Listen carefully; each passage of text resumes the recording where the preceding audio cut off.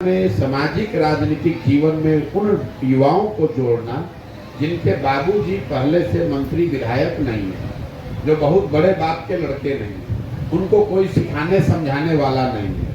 आपको एक आंकड़ा दे देता हूँ, उसको याद रखिएगा।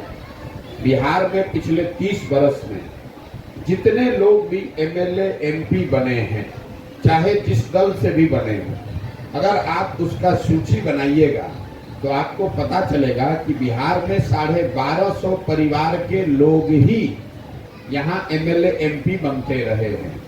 ऐसा नहीं है कि सिर्फ लालू जी के परिवार ही है। हर पंचायत में, हर ब्लॉक में, हर विधानसभा में, जैसे आप भाजपा का उदाहरण ले लीजिए। भाजपा के अभी अध्यक्ष हैं सम्राट चौधरी। इनके बाबूजी शकुनी चौधरी कांग्रेस में विधायक और मंत्री थे। जब लालू जी का दौर आया तो उसमें भी विधायक और मंत्री बने। जब नीतीश जी का दौर आया तो उसमें भी विधायक और मंत्री बन गए। जब मांझी जी मुख्यमंत्री बने तो उसमें भी विधायक और मंत्री बने। और अगर आज उनको लग रहा है कि भाजपा का दौर है तो भाजपा में भी उसी परिवार, उन्हीं के लड़के की जगह है। ये दिखाता है कि बिहार की राजनीति में कुछ परिवारों का कब्जा हो गया है।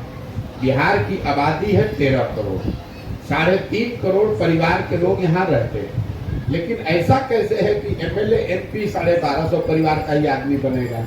उस व्यवस्था को तोड़ने के लिए ये मैं गांव-गांव लड़कों को संगठित कर रहा हूँ कि आप में अगर क्षमता है, जज्बा है, आप चुनाव लड़ सकते हैं तो आप आइए। आपके पास पैसा नहीं है, आपके बाबूजी लालू यादव नहीं है, मंत्री विधायक नहीं है, लेकिन उसके लिए घबराने की बात नहीं है। अगर हम उनको सलाह दे सकते हैं तो आपको भी सलाह दे सकते हैं। आपको सलाह भी देंगे और संसाधन भी देंगे। आप आइए, समाज के लिए, समाज में अपनी जगह बनाइए, राजनीति में जुड़िए, क्योंकि ये पूरा अभियान इस बात के लिए है कि समाज से अच्छे लोगों को राजनीति में लाया जाए।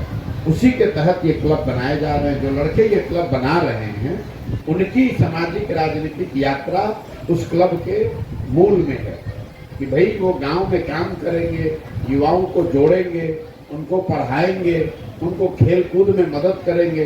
कोई बीमार पड़ेगा तो उसकी मदद करेंगे, तभी तो वहाँ उसकी पहचान बनेगी। यही काम क्लब के जरिए किया जा रहा है।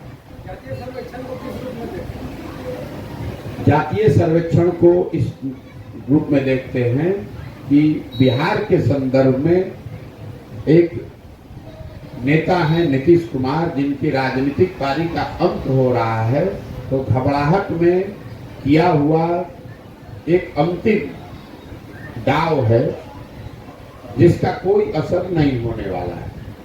देखिए, सर्वेक्षण होने से, गणना होने से कोई दिक्कत नहीं। गणना होनी चाहिए, सर्वेक्षण होना चाहिए। अगर कोई जाति विशेष की संख्या कम बताई गई या कोई पीछे छूट गया विकास के दौर में, उसकी पहचान हो, उसको अधिकार दिया जाए, ये बहुत अच्छी बात है। लेकिन इसका राजनीतिक दुरुपयोग या नियत ये है कि समाज को बांटा जाए, समाज में आग लगाया जाए। आप दो सीधा सवाल नीतीश कुमार और लालू जी से पूछ लीजिए कि अगर जातीय सर्वेक्षण से ये इतना बड़ा क्रांतिकारी कदम है जिससे कि सबका भला हो सकता है, तो आपको ये समझ आने में 32 वर्ष क्यों लग गए? आप दोनों लोग तो 1990 से बिहार चला रहे हैं। किसने रोका था आपको ये पहले करने से?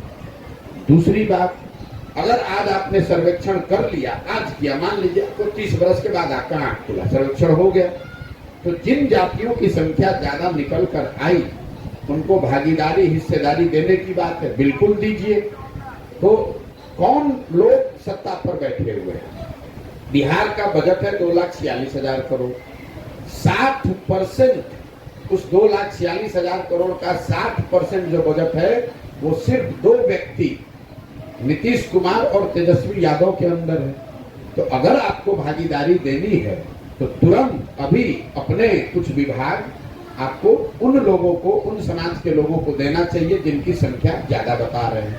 अगर मुसलमान 18% है तो मुस्लिम समाज के 18% विधायक होने चाहिए, हैं 8%। अगर मुसलमान 18, अगर अति पिछड़ा 35% है तो 35% अति पिछड़ों को विधायक बनाने से आपको किसने रोका था? अगर जो विधायक अति पिछड़ा बने हुए हैं उनमें से मंत्री बनाने के लिए आपको किसने रोका था? आपको किसने रोका है कि बिहार में कोई भी महत्वपूर्ण विभाग आप दलित समाज के या अति पिछड़ा समाज के लोगों को दें? तो अगर हकमारी हुई है, जो कि बिल्कुल हुई है,